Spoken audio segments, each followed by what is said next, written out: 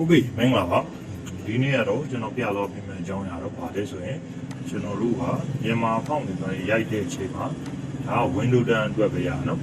window တန်းမှာဆိုရင်မြန်မာဖောင်းရိုက်တဲ့အချိန်မှာ display ဖောင်းနဲ့တင်စာတွေပါရိုက်မယ်ဆိုရင်ဒီနားလေးမှာနော်ဘလို့ပြောင်းရလဲဆိုရင်window နဲ့ space bar ပြီးလိုက်ရင်ဒီပုံမှာလေဒါမြန်မာလေးရကြအောင်ဒီမှာအခုလောလောဆယ်ဇော်ကြီးမြန်မာ Unicode ဆိုတော့ရှိနေတယ်ဒါမရသေးဘူးမြန်မာစာဆိုတဲ့ဟာလေးပေါ်လာအောင်လုပ်မယ်နော်အဲဒီနီးလေးအကုန်လုံးကိုအသုံးတက်မယ်ထင်ပါတယ်အဲဒီစလုပ်ပြပါမယ် Okay let's start အရင်ဦးဆုံးကတော့ကျွန်တော်တို့သွားရမယ့်နေရာကတော့ဘယ်နေရာလဲဆိုရင်language ဆိုပြီးရိုက်လိုက်ရပါ language ပေါ်လာပြီဆိုရင်ဒီမှာနေလိုက်ဒီမှာနေလိုက်ပါနေပြီးဆိုရင်ဒါလေးကြာလာလိမ့်မယ်ဒီမှာလောလောဆယ်ကျွန်တော်မှရှိတဲ့ language လေးဒီမှာပေါ်လာလိမ့်မယ် Okay ကျွန်တော်ကအတစ်ထဲတော့မယ်နော်အတစ်ထဲတော့မယ်ဆိုရင်ဒီမှာ add a preferred language Okay preferred language ဒီမှာကျွန်တော်ကဒီမှာမြန်မာစာလို့လိုက်ရှာမယ်မြန်မာစာဟောတွေ့ပါပြီဒီမြန်မာစာကိုဒီမှာတစ်ချက်နှိပ်ပြီးရင်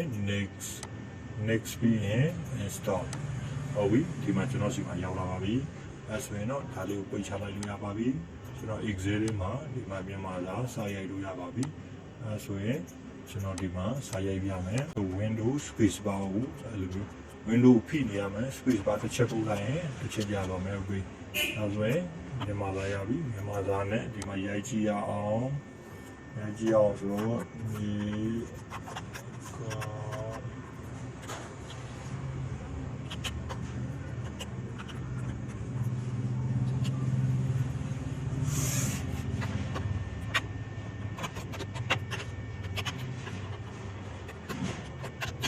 ဟုတ်ပါပြီရပါပြီဒီရဆိုရင်ဒီမှာစလုံးနဲ့ဆင်ကိုစမ်းကြည့်အောင်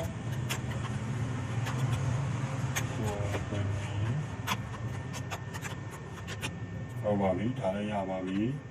အဲဆိုရင်ချင်းသိ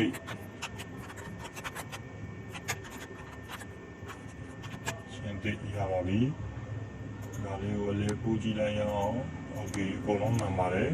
โอเคဒီလေးရပြီဆိုတော့ဆရာတို့ကျွန်တော်တို့ကနောက်ပြီးတော့ Word ထဲမှာထပ်ပြီးတော့စမ်းကြည့်အောင် Word လေးလည်းအဆင်ပြေပြီလားလို့ပြီးတော့စမ်းကြည့်အောင် blank document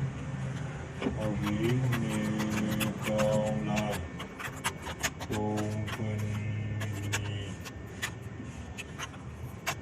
company